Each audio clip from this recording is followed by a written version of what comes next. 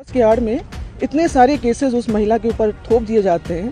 Police प्रशासन उसके against झूठे एफआईआर लॉन्च करती है, झूठे चार्जशीट लगाती है लखनऊ पुलिस, ताकि वो टूट जाए। लेकिन हम टूटे नहीं, इनफैक्ट हम और मजबूती से खड़े हुए हैं। ये बहुत गलत बात है कि पति दूसरी शादी करना चाहे, डिवोर्स फाइल कर दे और फिर दूसरी औरत को के साथ घर में रहना शुरू कर दे। हम तो बस यही कहेंगे कि हम अपने हक की लड़ाई लड़ रहे हैं और हमको कोई शौक नहीं था ये करने के लिए। बहुत मजबूरी में हमको ये कदम उठाना पड़ा है। और जब एक लड़की का जन्म होता है, वो जब बड़ी होती है, यही सुनते हुए बड़ी होती है कि लड़की पराया धन होती है, उसको दूसरे के घर जाना होता है। 20 साल की उम्र में लड़की की शादी होती है, पर्दा सिस्टम फॉलो करती है वो लड़की और अपने ससुराल के ढांचे में अपने आप को ढाल लेती है, ये सोच करके कि घर एक मंदिर है और घर को एक मंदिर की तरह बनाना है। 3 बेटियां होती हैं उस औरत की, उस महिला की, और फिर उसके ऊपर उससे ये कहा जाता है कि लड़के नहीं हो रहे हैं तो दूसरी शादी करनी पड़ेगी, क्योंकि वंश कैसे चलेगा, लड़कियों से वंश नहीं चलता। वो महिला फिर बम्बई जाती है, अपना इलाज कराती है, 2 बेटों को जन्म देती है ताकि वंश चले, और फिर अपने घर को एक मंदिर बनाने में लग जाती है। उसके बाद बाहरी औरतें घर के अंदर आना शुरू करती हैं, वो विरोध करती है, विरोध करने पर उसको घरेलू हिंसा का सामना करना पड़ता है। और ये कोई नॉर्मल घरेलू हिंसा नहीं, बहुत ज़्यादा घरेलू हिंसा, जहाँ पे अस्पताल तक नहीं भर्ती होने दिया जाता, ट्रीटमेंट नहीं होने दिया जाता, जानो कल की अखबार की सुर्खियाँ ना बने, उसको वापस बुला लिया जाता है बिना ट्रीटमेंट कराए कि घर में ट्रीटमेंट होगा। वो फिर भी चुप रहती है, क्योंकि बच्चों का भविष्य माँ से नहीं पिता से होता है। और मैं ही नहीं एक अकेली महिला हूँ कि जो चुप है, बर्दाश्त कर रही है। हमारी जैसी बहुत महिलाएं हैं जो चुप रहती हैं, बर्दाश्त करती हैं अपने बच्चों के लिए, अपने घर के लिए। पूर्वज जो मना करके गए घर को समेटने के लिए, बहुत कुछ सहना पड़ता है एक औरत को। फिर गोली चलती है, वो तब भी चुप रहती है।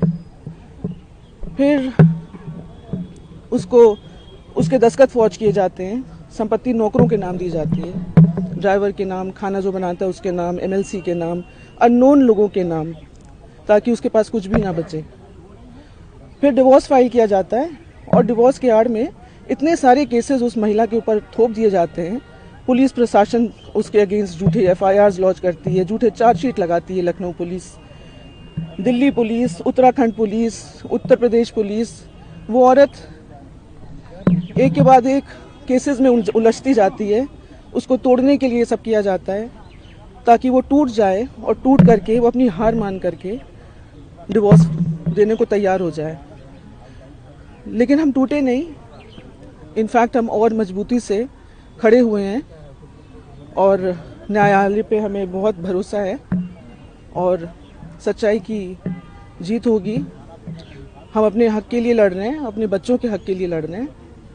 और ये बहुत गलत बात है कि पति दूसरी शादी करना चाहे, डिवोर्स फाइल कर दे और फिर दूसरी औरत को के साथ घर में रहना शुरू कर दे।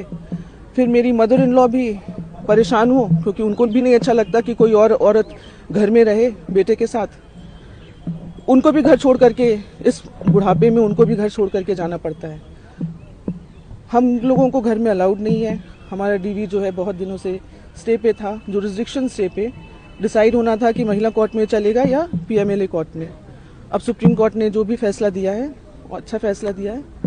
और क्या फैसला? मैम, आज जो सुप्रीम कोर्ट में आप आई थी, ये कौन सा मामला था? इसमें जो याचिका आपने दायर की थी, उसमें क्या मांग की थी? वो हमारे लॉयर आ रहे हैं, वो बता पाएंगे। कोर्ट कचहरी की चीजें तो भैया हमारे लॉयर ही बता पाएंगे। आपको आखिरी एक सवाल, चूंकि आप जिस शख्स से लड़ रही हैं वो आपका अपना है, लेकिन बहुत प्रभावशाली और रसूखदार भी है, जिसकी बात कोर्ट के सामने आप लोग रखते आए। ऐसी स्थिति में जब आपको सबसे देश की ऊंची अदालत में आना पड़ा है, क्या लगता है कि अब न्याय मिलेगा? और क्या वो अभी भी अपने रसूख का इस्तेमाल करके आपके न्याय को बाधित करने की कोशिश करते हैं? भैया जी, हम क्या कहें इस चीज का। हर जगह से मैनेज किया जा रहा है। हमने पहले ही कहा, उत्तराखंड पुलिस, यहाँ दिल्ली पुलिस, यूपी पुलिस, सबको तो यूज़ किया जा रहा है हमारे अगेंस्ट, झूठे FIRs सब जगह से हम लड़ रहे हैं और सत्य की जीत होगी। न्यायालय पे हमें पूरा भरोसा है।